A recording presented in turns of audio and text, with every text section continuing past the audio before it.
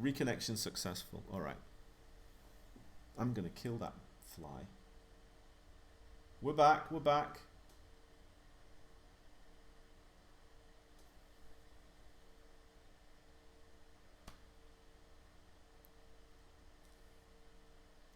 Okay. Before we resume the stream, I was just chasing a fly. Should I tell you? Can you still hear me? Yeah. Yeah. I'll just tell you a funny story. I was in a restaurant with my wife, and there was a fly. And I don't know about you, but if I have a chance to kill a fly, I will. Right? I mean, I'm in a restaurant. I mean, Yeah. I'm not like I take the view that flies can do what they want outside of in the rest of the world.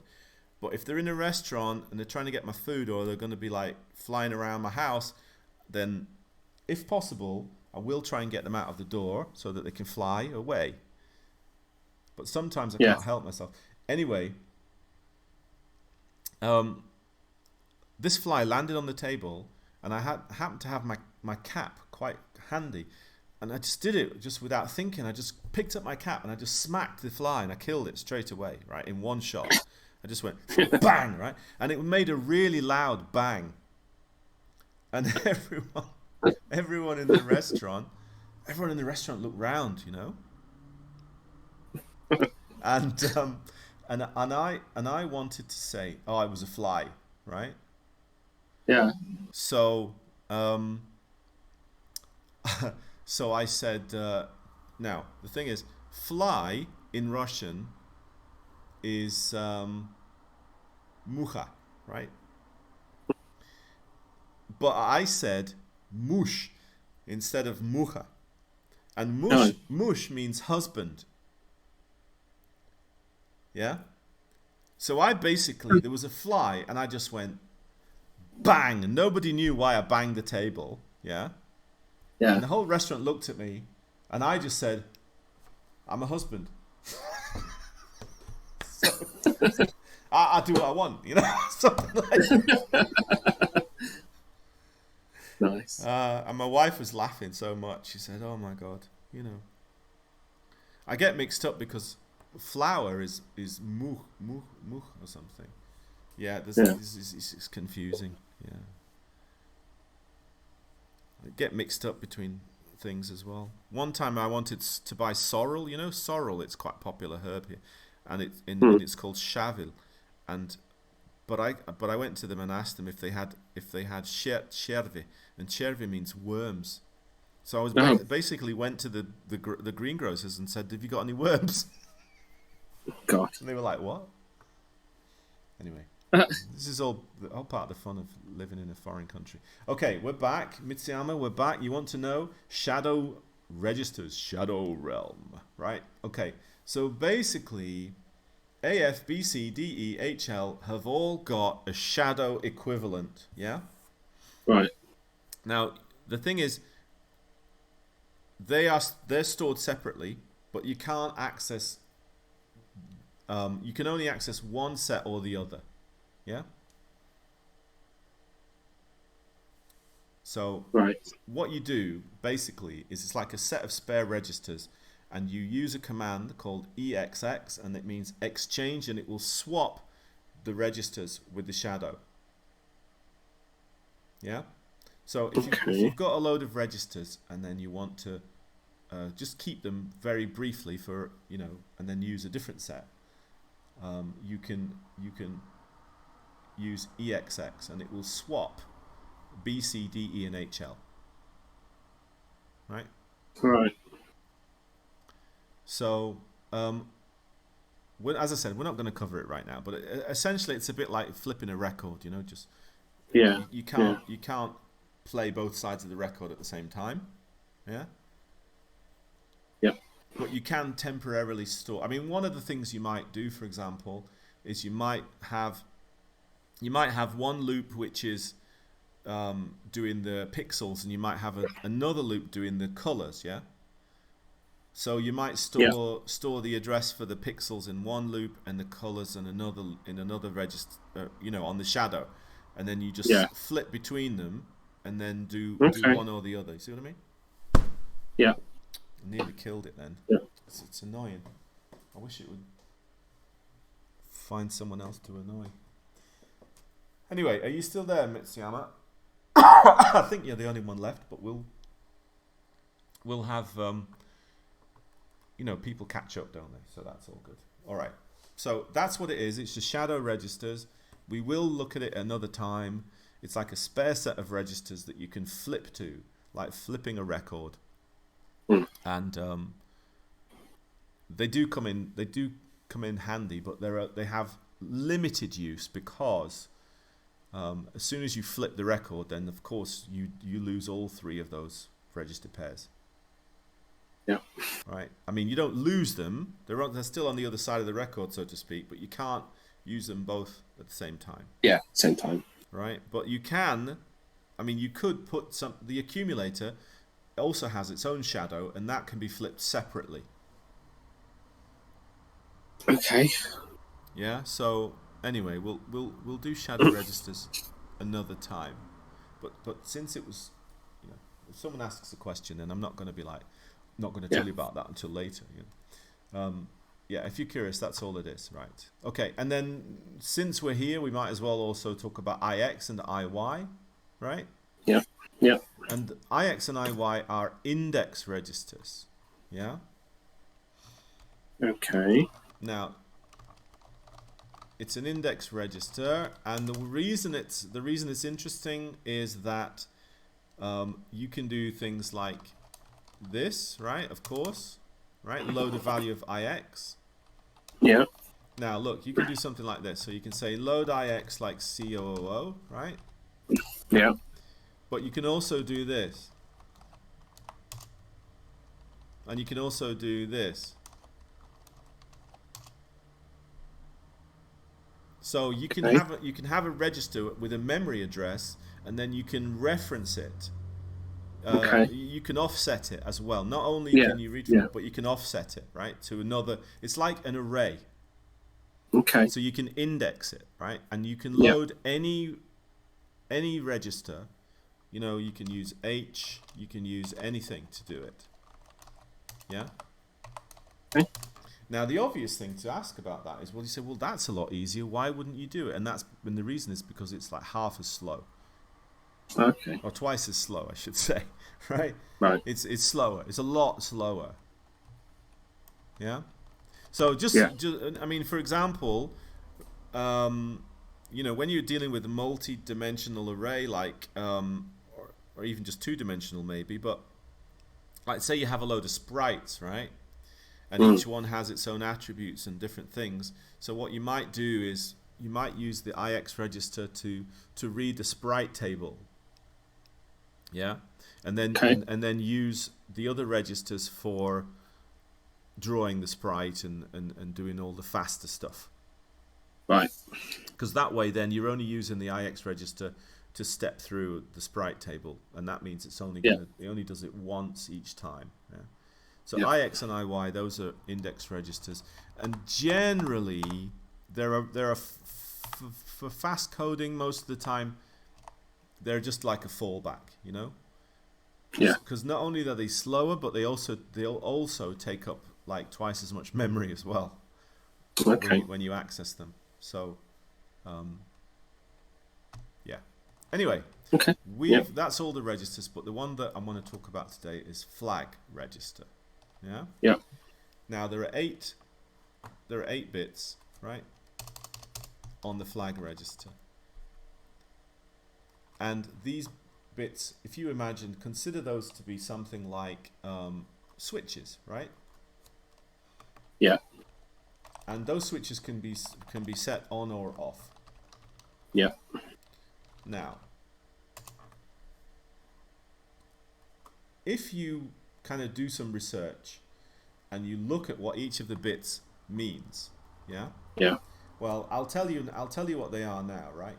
Bit 7 is called the sign flag. Bit 6 is called the 0 flag. Bit 5 is not used. Bit 4 is half carry. Bit 3 is not used. Bit 2 is parity and overflow. Bit 1 is add and subtract. And bit 0 is carry flag, right? So if you see all of that, you'd be like, oh man, this is too complicated for me. I ain't interested in all this. What's all this parity overflow, all this other stuff, right? Well, the good news is you just don't need to worry about any of that stuff, really, right? There's really only two that you need to do practically everything. There are times when you might make use of the other ones, but these flags were kind of designed for mathematical processes and applications and different things that the CPU was intended for at the time, right? Yeah. But when it comes to basic coding and games, and especially 2D games, and you're not really going to be getting into complicated maths, and you don't need to worry about it, right? And you don't really even need to know that bit 6 is the 0 flag, this one here, and bit 0 is the carry flag. You just don't need to know about it, right? Okay. I mean, in terms of where they are on the flag register. Look, in advanced code, maybe there might be some things that you might do. There are some clever tricks. There's all kinds of ways in which people manipulate the code. Yeah. But right now, the only two things you need to know are the 0 flag. Yeah. Yeah. And the carry flag, right? So I'm going to talk to you now a little bit about mathematics and the history of mathematics, and particular, I think it's called Brahmagupta. It might be, I can't remember. It's in my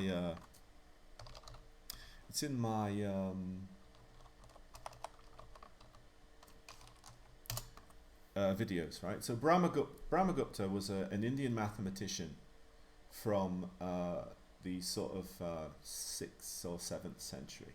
Yeah? Yeah. And he basically was the first person to come up with this idea of rules that compute with 0, right? With this idea of 0. Now, it sounds complicated, but it's really not, right? So let me give you an example. Simple, really basic, simple mathematical principle. And once you get it, you can use, this is what is a fundamental basis of making comparisons within the CPU, right? Yeah. Okay, so let's say, so it's a little bit of algebra, but not complicated, right? So give me a number from 1 to 100. 27. 27, right? Okay, okay. We'll call that A, right?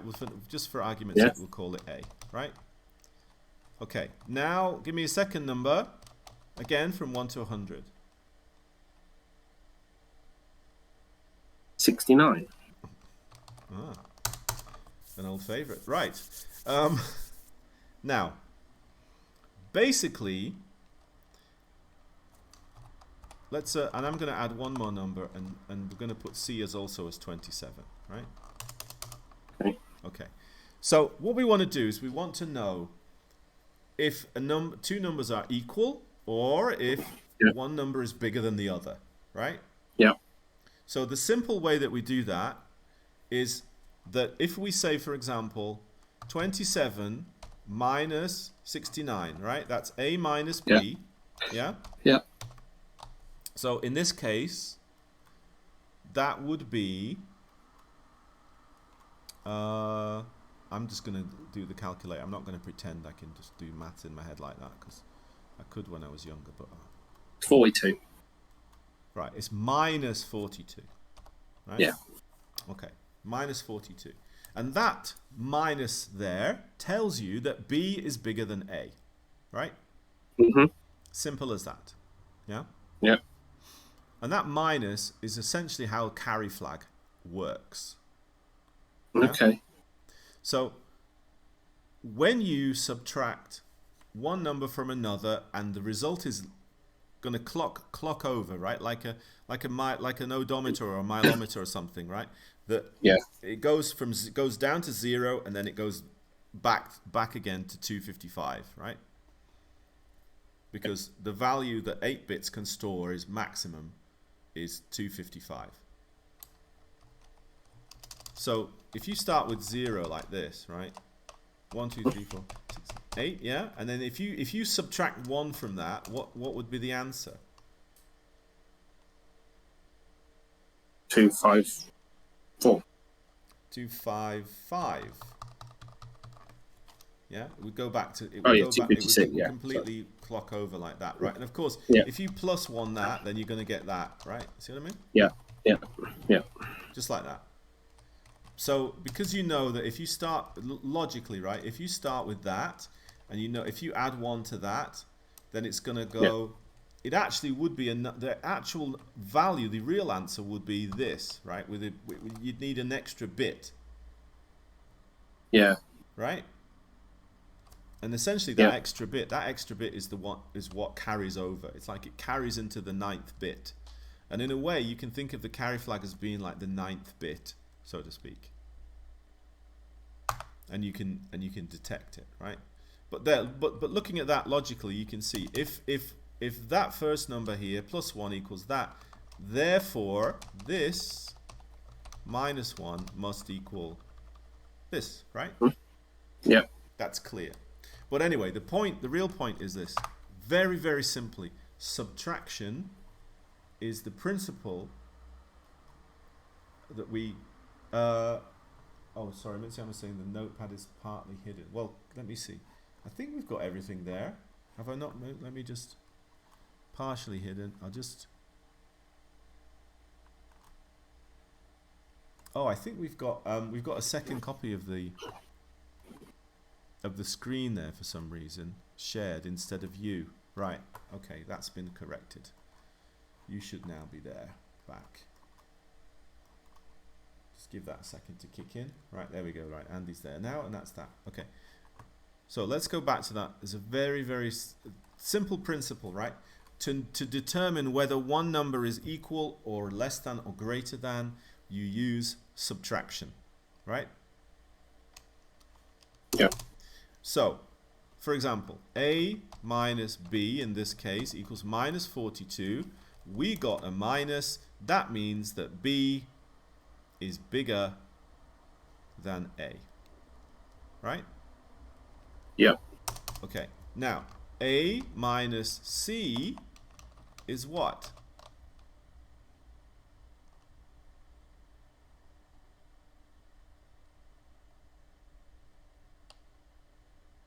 Zero.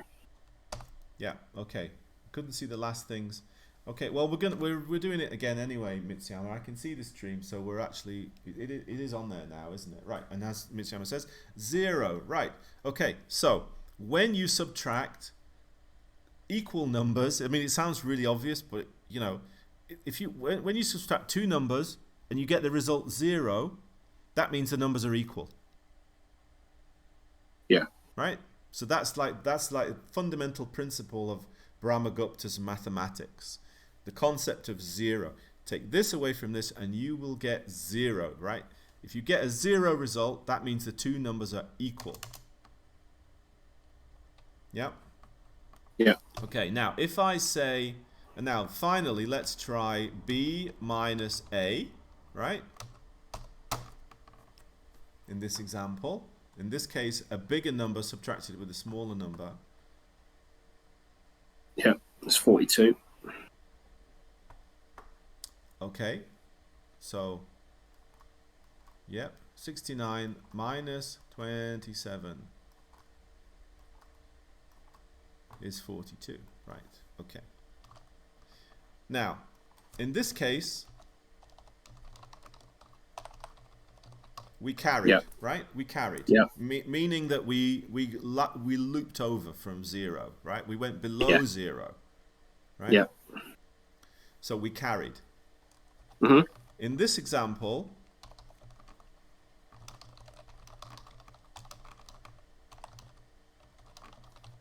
but we didn't carry, but we hit 0, right? Yeah. So in this example, carry flag is set. Yeah. So that means when the carry flag is set, in this example, we know that B is greater than A. Yeah. Got it? Right. Yeah. In this example, we didn't carry. The Yeah. 0 flag is set. Yeah. Okay? And in this example,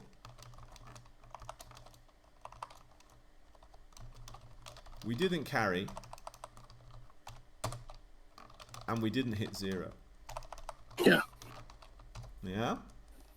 Yeah. So neither carry, I just want to make sure that is on the screen there. Let me just move it up a little. Neither carry nor 0 are set. Yeah. Right? And in this example, if neither carry nor 0 are set, that means that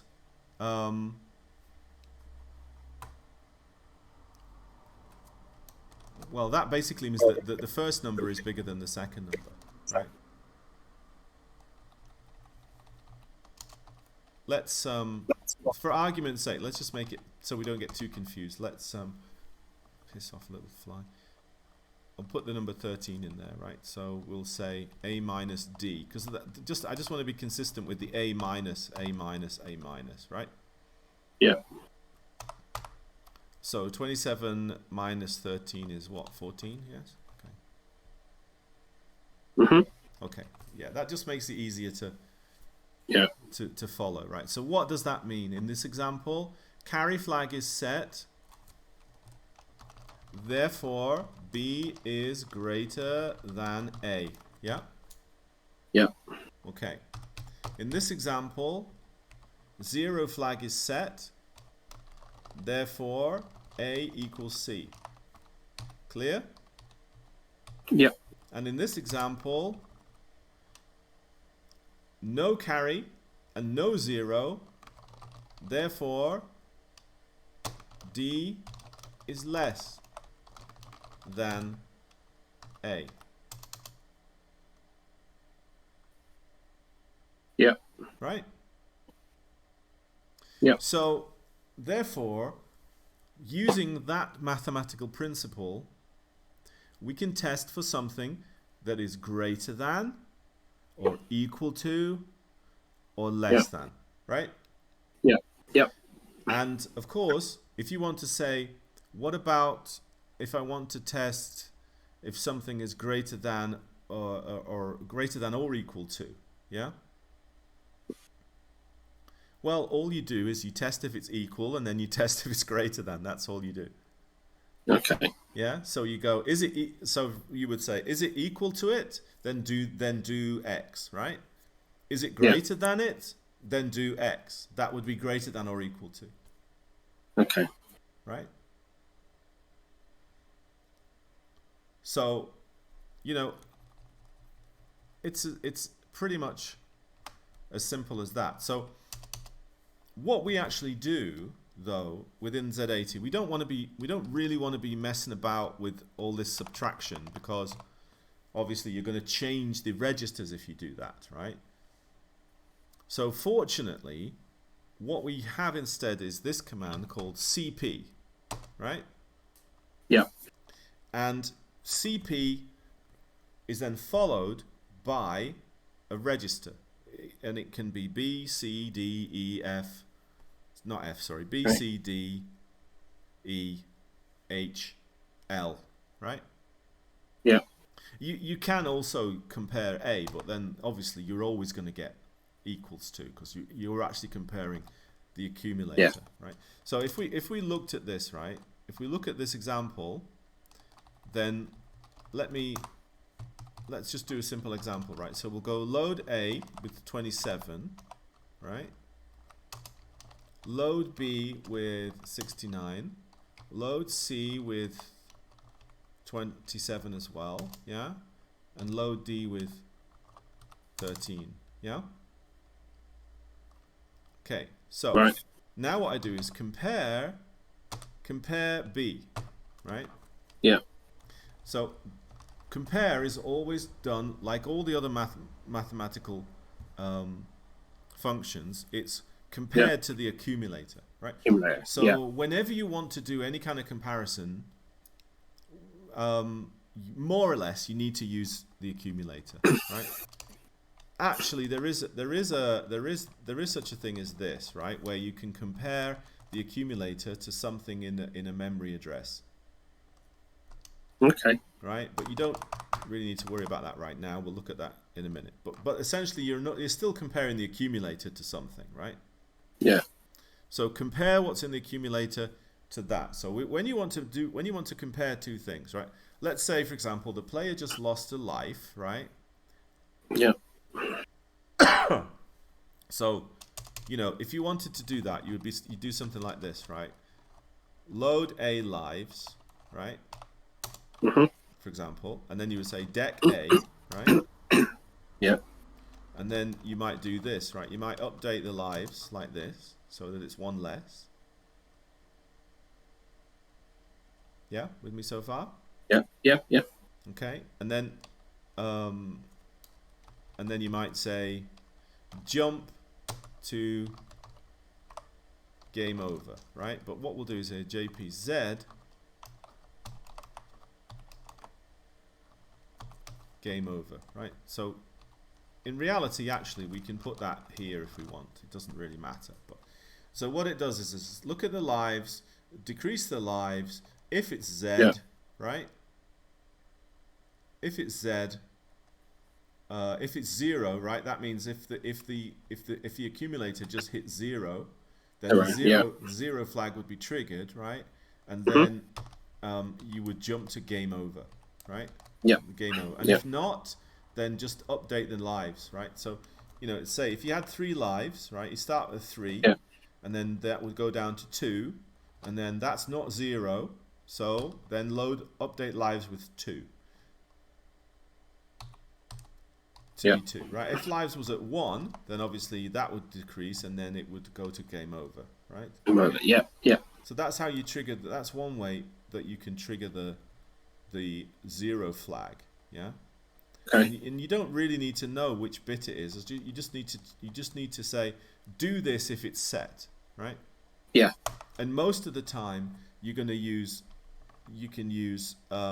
JP, which is jump to anywhere in memory, or you can use JR, which is jump relative, which is within 128 bytes above or below, right? Yeah. And the other one you can use is call, right? So you can have JPZ, you can have JRZ, and I haven't really, I don't know if have I explained jump relative? Yeah, briefly, I think. Yeah. All right, maybe I'll do that next time, because we don't want to be. This is just a little overview of these two flags and how we use them, right? So yeah, those are options, right? So you might want to jump to a location if 0 flag is hit, or you might want to jump relative, so somewhere close by. It uses 1 less byte, or you might want to call a routine. Yeah. Yeah. So in either case, that's. So what you might do, for example, is like, you remember the DJNZ, right? Decrease jump if not 0, right? So what you can do instead is you can do this, right? You say load A10, and then you go like this. Well, let's say load C10, right? And then you go my loop, yeah? And then you go deck C, and then you go JR and Z, comma, my loop, right? Yeah. Because when any register hits 0, the 0 flag will be set. Yeah. Yeah. Not just the accumulator. Okay. All right. But bear in mind that most of the other registers can't be changed mathematically, but they can be changed by decrease, right, or increase. So it only happens with a decrease or an increase, because you can't do anything else with them anyway, right? But you can do it. You can do it with A as well, like that, yeah. Yeah. Yeah. Just like that. So, and that all that would do is like a few millisecond delay, because there's nothing happening there. Right. Yeah, we all good so far? Yep. Yep. Mitsuyama, how about you? We all good? You got any questions? Still with us? I think he is. Yes, good. Okay. So let's just look at the code. Let's say we wanted to know about these numbers, right? For whatever reason. So we've set them up, right? So what I would do is I would say compare B, right? Yeah.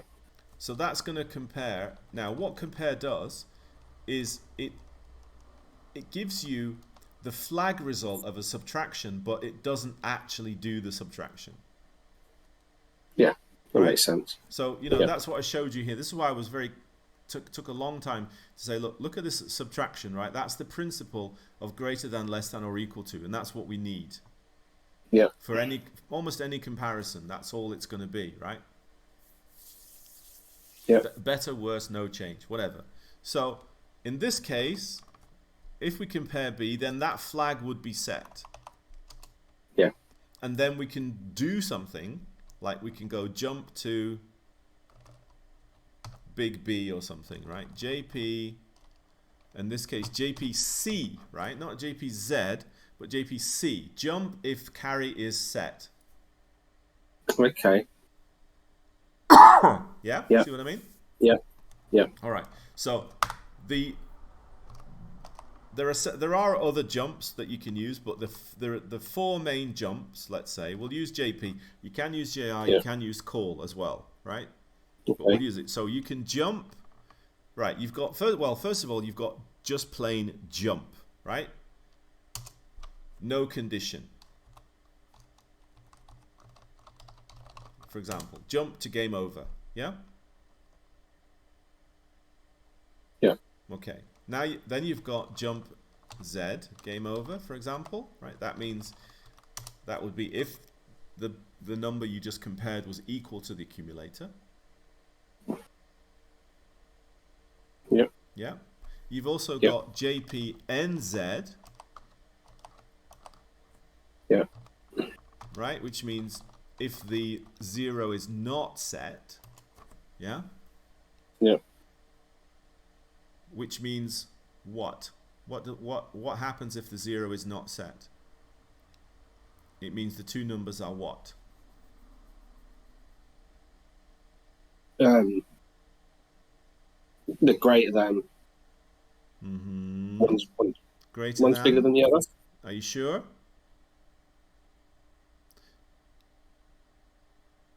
Mitsuyama is correct. Yeah, it's not. What? It's not 0, is it? Well, if it's not 0, then it must be either bigger or smaller. Bigger or smaller. Yeah. In other words, it's not equal. Okay. Yeah. It means it means they're different, as Mitsuyama says. Yeah. Right. So JPZ means jump if equal. JPNZ means jump if not equal. Yeah. Right. JPC means jump if greater than.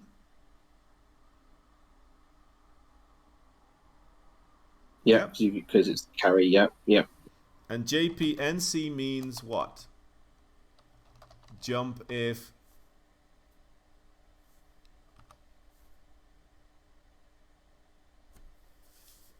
it's easy enough. So, so C is if it's greater than. Yeah, so NC must be. And NC is less than. Not less than. Well, if. Jump if not greater than. Could be equal. Okay. Yeah? Right. See what I mean? Yeah. Yeah. Yeah, because you have to. Sorry, as you said, you have to do the two tests for that. Yeah. Well, it's less or equal because you could have. Yeah. For example, right? Yeah, A minus C, right, equals, in this case, 0, right? Yeah. And that would be no carry. Yeah. But it would also be 0.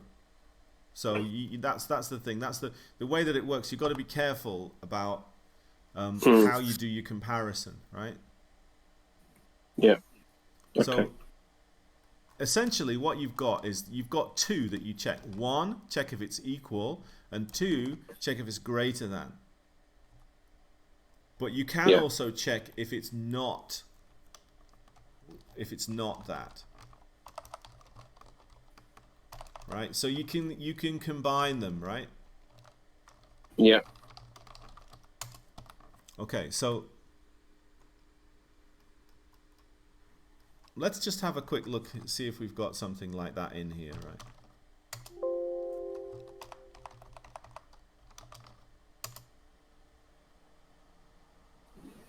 I need to head off in a minute. Okay, yeah, no problem. So for example here, right? Yeah.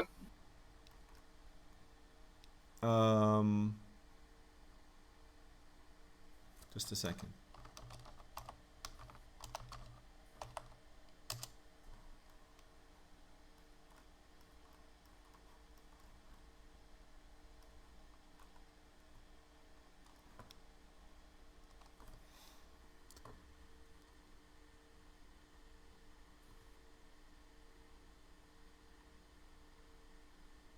Let's see if I can quickly find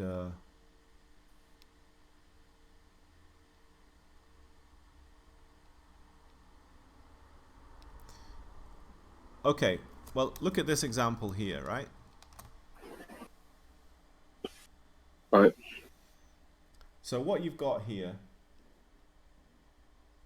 okay, Mitsuyama, yeah, I'll answer that question, just a second. So here you've got load a player room, right? So that is like, what player room number are we in? Yeah. And then compare it to index register IX plus 1, right? Which I guess is stores where a particular object is or something, right? And then you compare it, and then that's how you know if that object is in the room that the player is in, for example, right? Okay. Something like that. And here it does ret nz. I didn't mention ret nz, right? So ret means return. If you're in the middle of a routine, you return if a flag is set. Yeah? Okay. Okay. So, I mean, look, I'd like to do a little bit more on this with you, but obviously, like you said, you've got to get going, and so do I. But Mitsuyama said, how long do flags stay set for? What causes them to be cleared? Well, essentially, they will reset after any mathematical operation, right? So they'll keep the result of the last mathematical operation. So well, look, we'll talk about Boolean logic and stuff at another time. But one of the things you can do, for example, is if you do an AND with the accumulator, right? Mm-hmm. That will not change the accumulator because it's just an AND, right? So if you can imagine, right? Let's say if you had, say,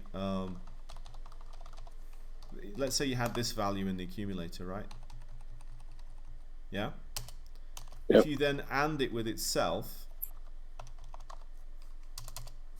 well, basically, you're going to, what AND does is it matches exactly up the the ones, right? So you're just going to get the same result, right? Yeah. But what that would do is, unless A was 0, then the carry and the 0 flags would be reset. You see? Yeah.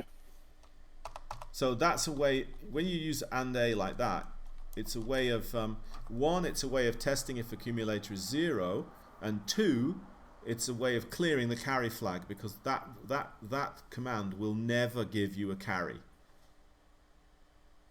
Okay. Make sense? Yeah. Yeah. Well, we'll do a bit more. We'll do a bit more on that next time. Mitsuyama, does that answer your question?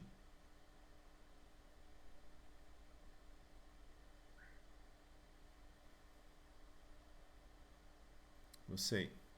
Just a second. Yeah, good. Okay. So in summary, right? Well, I mean, we'll have to. Well, obviously, we talked a bit too long today. I'm not going to deny it. We got, and obviously, you were on a little bit late, so that also Yeah. caused us to run over. But we'll do some more on this next time. But the basic principle is you've got this other register here called flag register, and there are two bits within that register that are really useful. One of them is the 0 flag, and one of them is the carry flag. And there are certain mathematical functions that you can perform that will trigger those two flags. It's like a light will go on, and then you can take an action, right? Yeah.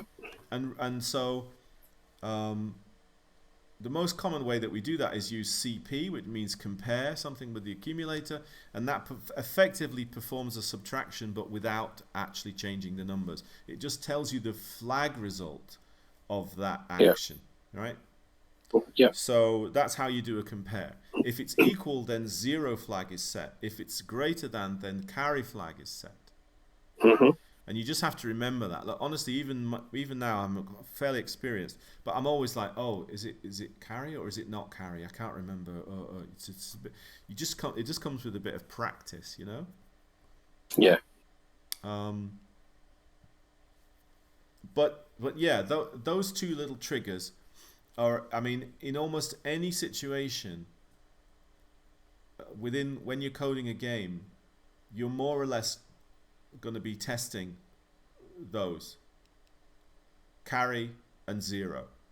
Anything else, really, yeah, maybe for more complex maths, but you know, whatever it might be, you know, is your sprite is falling, your sprite is moving down the screen, yeah? Does the y coordinate reach a certain point? Yes or no? Yeah? Mm-hmm. And then, you know, if it equal to a certain value, like, so okay, look at the tile map. Did we just come to a wall? Compare it to the wall value, the code, you know, the code that we use to signify a wall. So tell me what object is in front of me, right? So, and then it looks and it says, oh, it's object number 2, right? And you go, oh, that's a wall, right? Then don't move. Yeah. Yeah. Is it equal to 2? Yes, it is. Oh, that's a wall. Then don't move, right? Yeah. Or you can say, is it greater than 3? Is it less than 6? Yes, right? That means, okay, it must be 4 or 5, right? And 4 might be a platform and 5 might be a wall, right? Or something like this. It's the same thing. Okay. You know, when you do collision detection, 2 sprites, right? Is x greater than this x, and is this x less than this x? That means yes, they're overlapping, right? X width, let's say sprite width and sprite coordinate. Say it's 16, right? And then you've got another sprite here, like that. And then if this sprite's coordinate is the difference between them, you know, Yeah. if it's less than 16, then that means they've overlapped, right? Yeah. That means there's collision. So collision detection, you know, climbing, falling, moving. You know, that's all it is, and it's the same. Like, you know, you can check what key was pressed or whatever. It's just comparing to values. That's all it is. Okay. More or less. And then take an action. And there's no line, you know, there's no line numbers or anything. It's just an address at any one time. Go to this address, and then you just keep rolling. That's it. That's all it is. Okay. Okay, cool. Well then, yeah, since you have to head off, look, it's just coming up to 5 anyway, so that's all good. It was a good chat today. I think we had an interesting. I really got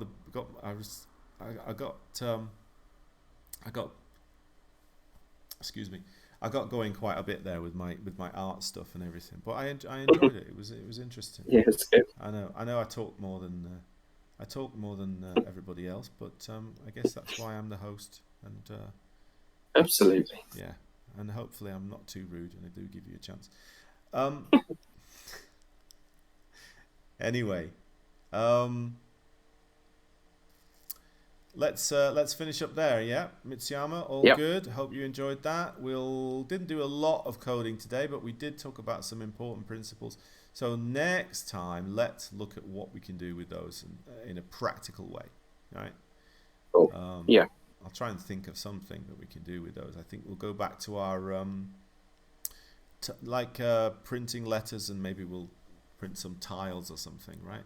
Maybe with some Sounds colors good. or something like that. Yeah, sounds good. Yeah. All right.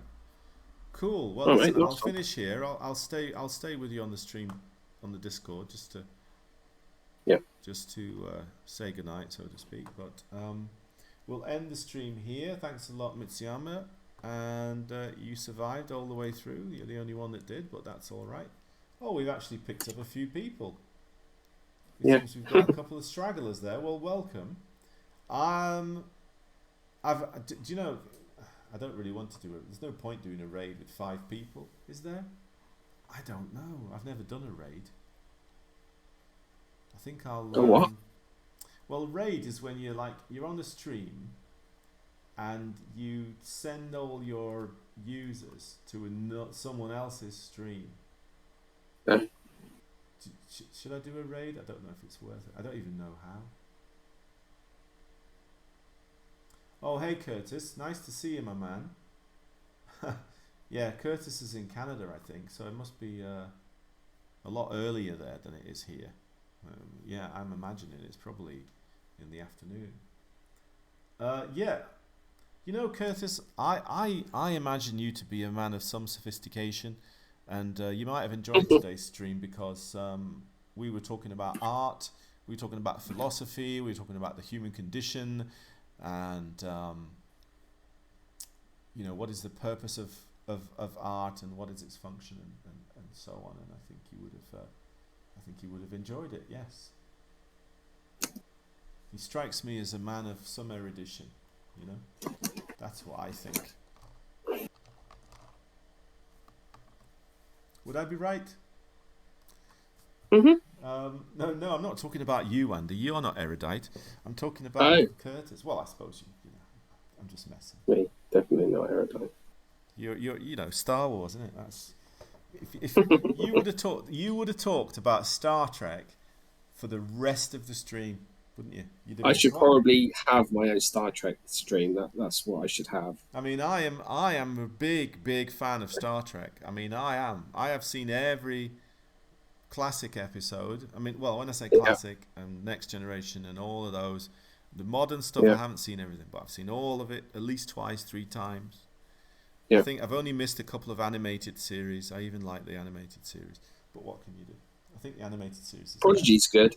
Hmm? Prodigy was quite good actually. If you haven't watched that, the new one with Janeway. Oh, I see. Yes. No, I'm talking about the the animated series of the TOS, the Oh, original series. TOS. Yeah, yeah, Yeah, yeah, that's with all the voice actors and everything, like the proper ones. yeah. That's Did like a. Did you see? I know we should be going, but did you see the mock-up somebody made of the best of both worlds done in that same style? I think I might have actually. That Does was ring a bell? amazing. Yeah. Yeah, they used all the speech they used, but then they used the old style sound effects for a lot of it as well. Ah, right. Yeah. Perfect. Yeah, yeah. Yeah, You're a connoisseur, aren't you, of Star Trek, huh? I am. Anyway, Right. one last question, Curtis, before I Yeah. go. Are you familiar with Kandinsky or Mondrian? Uh, Come on, you know you are. I bet he is. He's a smart boy. He's from Canada, you see. He's not from America. I mean, you know, well, he is from America, technically, but I mean, he's not from the US of America. So he's definitely more erudite. Can't honestly say I am. Well, listen, maybe you're not a fan, but have you actually heard of them in Canada? Do you? I can't help but think that the education system in Canada is more worldly than in America, than in the United States of America. I keep calling it bloody America, don't I? Mitsuyama says Mondrian had that #1 hit in the 80s, right? Well, yes, he was like I think his artwork was used on an album cover. That's probably about the closest he came to the 80s. But anyway, I don't care, Curtis. I think I'm always going to consider you to be very erudite, even if you're not. So anyway, yes, all good. We do know more world history than taught in the US. Ah, good. Okay. And I imagine, that you enjoy things like opera and stuff in some places. I imagine, especially in Quebec, because French, sophisticated. Have you ever tried, Andy? Have you just very quickly? Have you ever tried poutine? No, I haven't That's a actually. Canadian. It's chips and gravy, right? Yeah, Don't say much. No, it is. It's like a really It's like chips and cheese and gravy. That is very very yeah, tasty. Yeah, I made it. You can make it at home if you want to get into it. Make it if you know how to make a really good gravy with some really good chips and some yeah. cheese. Squeaky cheese. Good stuff. Hmm. Yes, very good. And on that note, we will end the stream, Yes. and we'll be back next week, guys. So have a great rest of the week. Enjoy your weekend, and as always, happy coding. Bye bye.